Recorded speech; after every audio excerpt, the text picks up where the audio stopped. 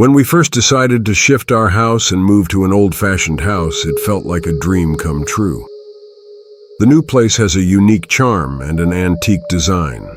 Although it was a small house, it was sufficient to accommodate my wife and 2 children. It was everything we had hoped for after living a tiring life in the middle of the city. But we were unaware of the terrors this house was holding inside its antique building. We packed our luggage and booked a truck to transport our furniture. We reached there at night. We unloaded furniture and placed our luggage in our new house. After organizing the furniture, we had dinner and went into our bedrooms for a good sleep. The first horrific encounter happened early in the morning. My wife was unpacking the boxes so that she could arrange the things.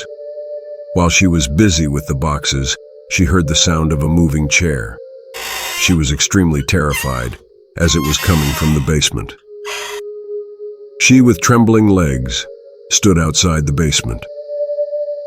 When I went there, my wife's body was shivering. She asked me, "Did you hear it?" She told me about the recent incident.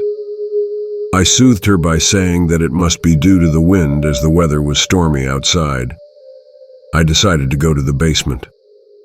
When I entered there, the noise of the chair became louder. When I reached the center of the basement, I saw the chair swinging heavily.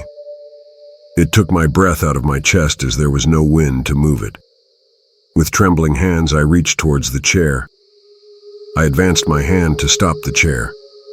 But before I could touch the chair, it stopped on its own. I took a sigh of relief, but there were a lot of horrible thoughts in my head. I asked myself, the chair must be moving with a purpose, as if someone unseen was sitting on the chair. While I was coming out, the basement was filled with strange forces.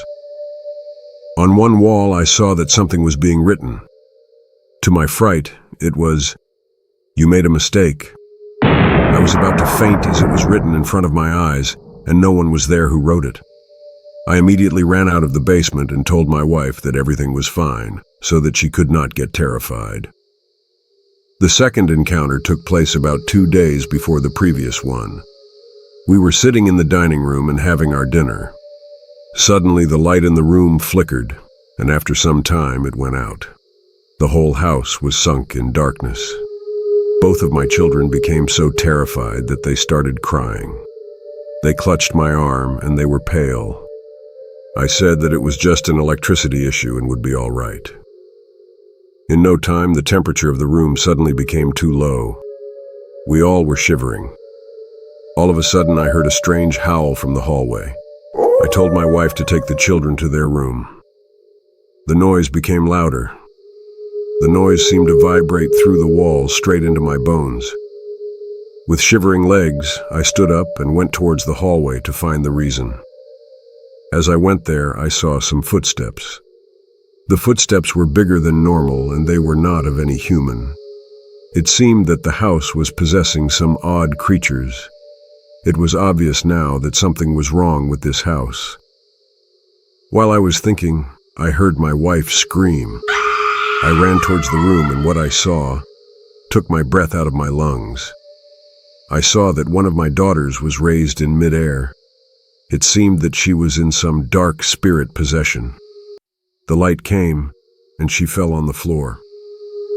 We immediately decided to abandon the house, as it was no less than a death pit.